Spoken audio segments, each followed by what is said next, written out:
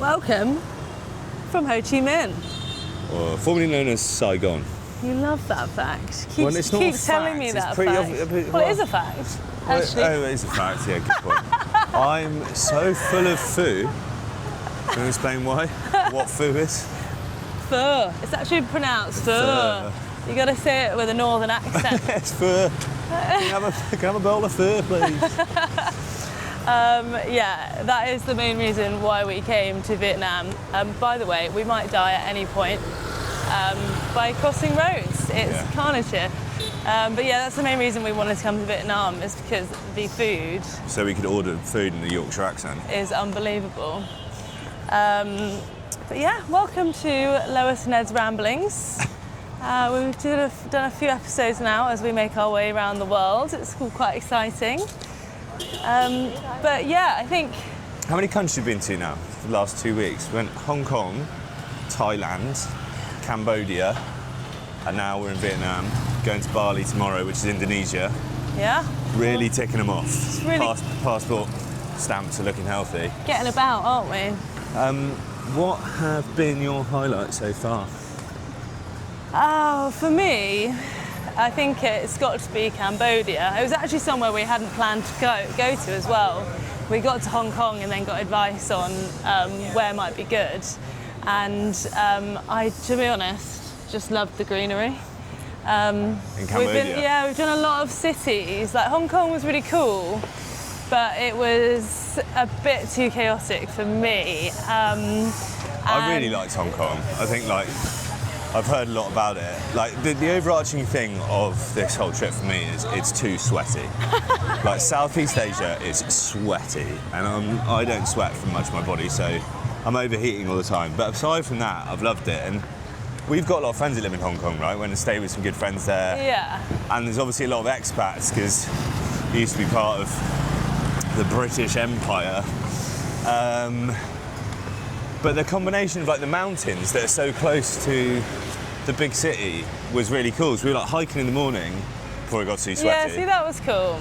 Yeah. It's quite expensive, as you can expect. It's like a global financial hub, but food was good. Real diverse mix of cultures and stuff. So is that your favourite place?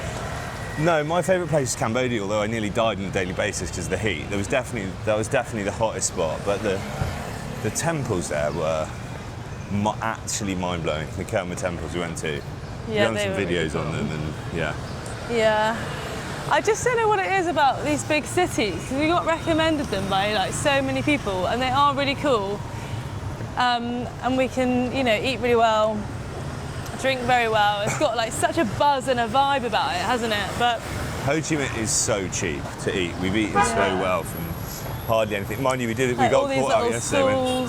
Went to a tasting menu yesterday, which was an incredible experience, but that was quite expensive. Yeah, we got done it. So we're on street food today. Yeah, that's and I'm not angry about it. That's all we can afford. Wait a minute, we're going right.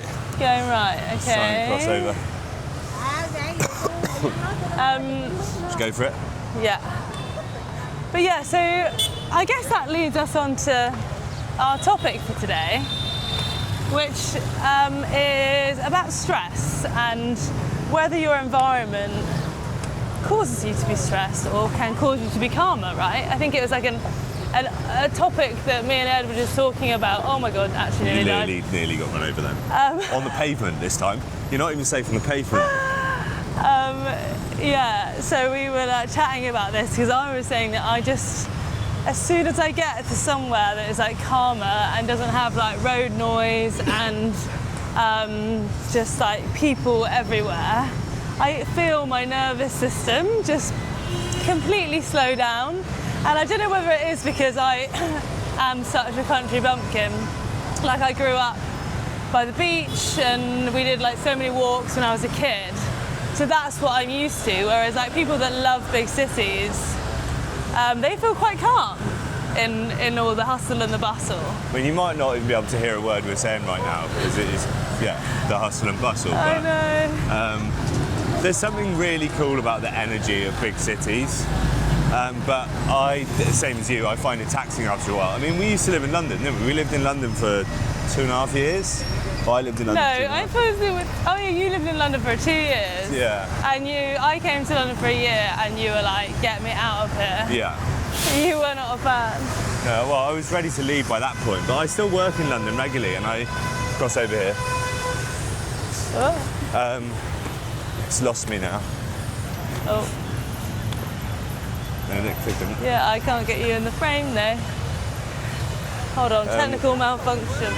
Yeah, you got to stay on my left. Oh, I've got to stay on your right. Click the 5G. There you go. Yeah, cool, we're back. Is there a quieter street? We're going up there. Okay. Look at this crossing. It's berserk. Go in front of me. Whoa. No idea if this is green. We're just You gonna. just go and they work it out. Oh my god. Honestly, you're better off closing your eyes and just going for it. That's the one thing we've learned is just don't look. But the thing is, they're so used to it here that this is the way people cross roads. Like, you just get mown over in the UK because someone would be eating their McDonald's or on Instagram. Whereas here, they do actually dodge you on the whole most of the time. But yeah, I still work in London and I love the buzz of the city. But then I like leaving again. It's like a perfect combo, living like an hour and a bit away, hour and a half to get home again. And I think angle grinding. Not for me, that. I think the combo's good for me. I know some people like born in cities, and like we've got friends who find the countryside terrifyingly quiet and dark. But in general, I think to like lower there's loads of science, like lowering your stress levels and just calming the nervous system, going into your sympathetic nervous system is a lot to do with your outside input. So greenery, quiet, calm, breathing, whatever that might be. And that's very difficult in a big city. Yeah, exactly. And I guess like there are cities out there which have a bit more green space. So you can access that. Like to be fair, London does have quite a lot of green space, doesn't it? But and that's why we do what we do with the charity, is because it creates the calm environment for these people to be able to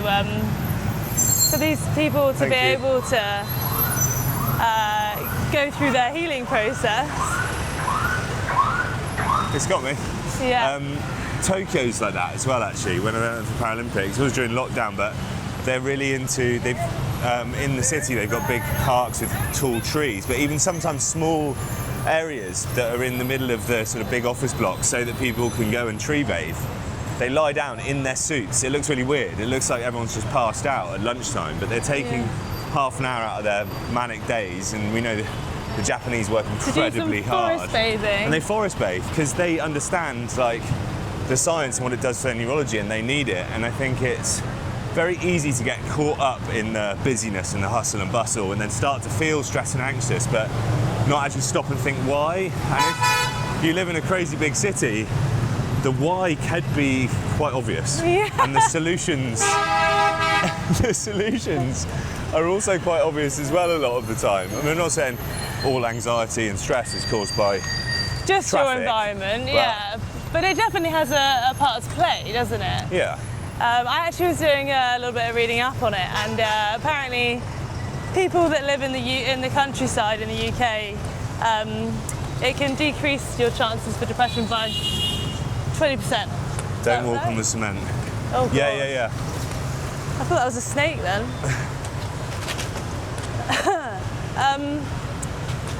We're on our way to the War Museum, which is going to be nice and relaxing, I'm sure, because it's quite traumatic history here. But yeah, you're right. Was it 20% less? No, it was people that live in the cities have 20% more likely to have depression. Yeah. Which is like, I mean, I guess it could be higher. It's not too bad. But then I think people in the cities would argue that they're also 20% more bored. Bored? No, really not us, but I'm just trying to think of the counter argument. The countryside is more boring. Oh yeah, God, yeah. There's obviously positives and negatives to both, which is good to to chat about really. And actually over in Asia, which makes sense, they actually would say that people that are living in cities are happier and more satisfied with their lives. And that makes sense, doesn't it? Because there's more opportunity. There's resources. In the countryside, there's a lot of poverty. But I mean, that's in contrast to Nepal, where we see calmness across the whole country, whether you're in the tiny villages up in the mountains. My argument is because they live in mountains and not sweaty jungles. But yeah, but their mountains are a little bit sweaty jungle vibes, aren't they? Yeah. But yeah, I mean, but on the whole, I think people in Southeast Asia have seemed a lot less stressed and a lot more relaxed. It's not just the way we're feeling. Having said that, Ho Chi Minh City has been the most intense version of the Southeast Asians we've seen, albeit nowhere near as intense and stressed as people in London. And so we were also asking why that might be. I mean, Cambodia in particular, where we were at Siem Reap, the people were so relaxed, so happy, so calm. And what has happened in Cambodia, within their living memory, their parents will have gone through it, you know, in the 70s, and in Vietnam. It's like horrendous. Like Cambodia lost nearly a third of its population, 3 million people, to a genocide by Pol Pot. And that's people's parents who are alive now. And they got death marched out into the... I mean, I'm not even going to talk about it. It's just so horrendous. But the people are so happy. So happy. You asked one of them, didn't you, about like... Yeah, I asked them why is everybody so happy here? It's just so nice because it also, like we've talked about this before, haven't we? That when someone is kind and happy to you, it makes you be in a good mood. So like if everybody could just smile a little bit more, then maybe we'd have a happier population. But what his answer was quite interesting, wasn't it? Well, we had an podcast episode with Dave Smith, who's an absolute G when it comes to this sort of thing, big inspiration of mine. And he was talking about those small acts of happiness that make you happier, and you know, just smiling at someone when you get a coffee in the morning, and their default mode, and this is what the guy explained in Cambodia, was they smile first, then engage in conversation. Even if they're going to have a difficult conversation, they learn from a young age, they smile to each other first, do a really warm greeting, and then tell them why they hate them. And it just... I'm going to take this off whenever you're annoying me. Yeah, I really hate you. Yeah.